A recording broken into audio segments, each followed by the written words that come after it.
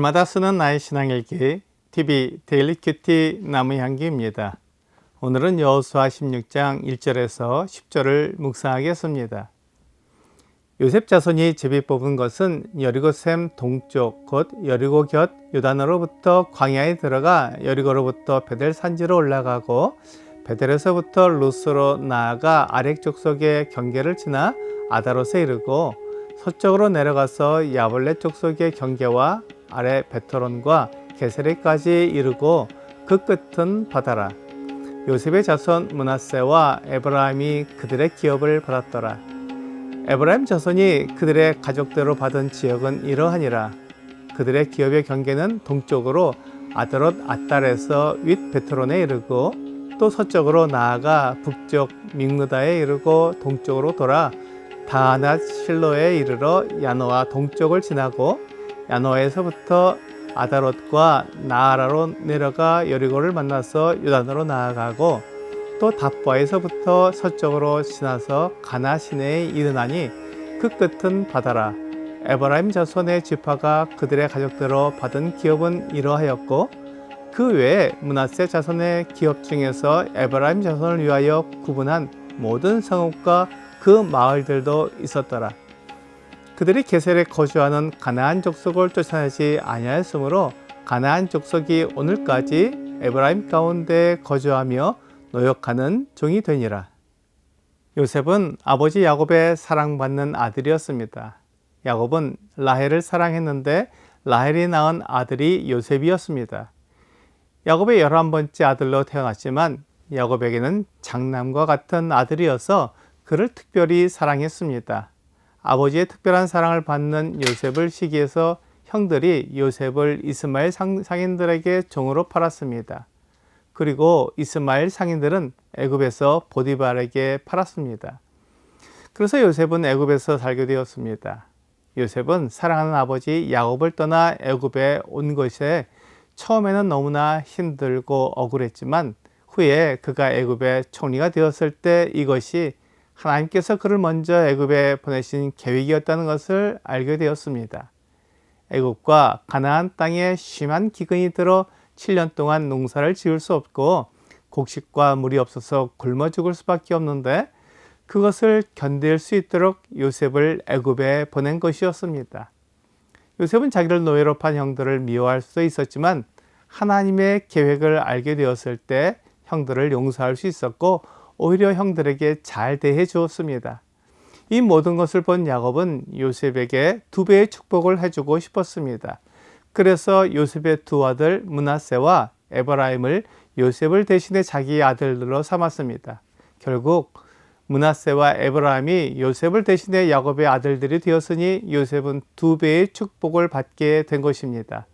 이렇게 해서 므낫세와 에브라임이 12지파에 속하게 되었습니다.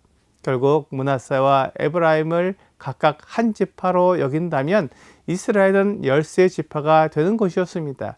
그렇지만 레위 지파가 하나님께 속한 지파가 되면서 레위는 기업을 받지 않고 하나님께서 주시는 재물이 그의 기업이 되었습니다. 이렇게 해서 땅을 분배할 때 12지파에게 분배하게 되었고 레위 지파는 각 성에서 살 집과 땅을 얻게 되었습니다. 하나님께서는 요셉 지파인 므낫세와 에브라임이 기업을 받게 하셨습니다. 므낫세는 반지파씩 나뉘어서 요단 동쪽의 반지파가 요단을 건너서 반지파가 땅을 분배받았습니다. 결국 므낫세와 에브라임 지파가 분배받은 땅을 합치면 요셉이 가장 큰 땅을 분배받았다는 것을 알 수 있습니다. 하나님께서는 이스라엘을 구하고 그들이 큰 나라를 이룰 수 있도록 애굽에서 살게 한 요셉에게 큰 땅을 주셨습니다. 에브라임과 므낫세가 받은 땅은 매우 기름지고 평평한 지형이어서 농사와 목축을 하기에 좋은 땅이었습니다. 에브라임이 동생이지만 야곱은 에브라임 자손이 므낫세 자손보다 큰 나라를 이루겠다고 예언했습니다. 야곱에게 예언하는 능력이 있는 것이 아니라 하나님께서 야곱에게 장래될 일을 알려주신 것입니다. 야곱은 요셉이 형들에게 착한 일을 한 것을 보며 그를 더 사랑하고 그에게 좋은 것을 물려주기 원했습니다. 요셉이 형들에게 선한 일을 한 것처럼 그리스도께서도 자기를 따르는 제자들이 선한 일을 하기 원하셨습니다. 그것을 통해 하나님의 영광을 나타내기 원하셨습니다. 에베소서 2장 10절은 우리는 그가 만드신 바라 그리스도 예수 안에서 선한 일을 위하여 지으심을 받은 자니 이 일은 하나님이 전에 예비하사 우리로 그 가운데서 행하게 하려 하심이니라 라고 말씀하고 있습니다. 교회는 악한 일을 하는 사람들이 아니라 선한 일을 하는 사람들입니다. 그것을 통해 하나님의 영광을 나타내는 것입니다. 예수님을 믿기 전에는 세상에 속한 사람들과 같은 부류의 사람들이었습니다. 본질상 진노의 자녀이었던 것입니다. 하지만 예수님을 믿었을 때 모든 것이 달라졌습니다. 진노의 자녀가 변하여 하나님의 자녀가 되었습니다. 이것이 그리스도인의 새로운 신분입니다. 그렇게 새로운 신분을 가진 사람들이 자기를 위해 살지 않고 하나님을 위해 살게 되었습니다.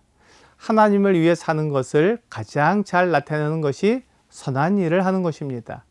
전에는 내가 성공하기 위해서 수단과 방법을 가리지 않는데 이제는 하나님을 나타내기 위해 선한 일을 하게 되었습니다. 악한 일을 하면서 사람들에게 손가락질을 받게 되면 하나님이 사람들에게 손가락질을 당하게 됩니다.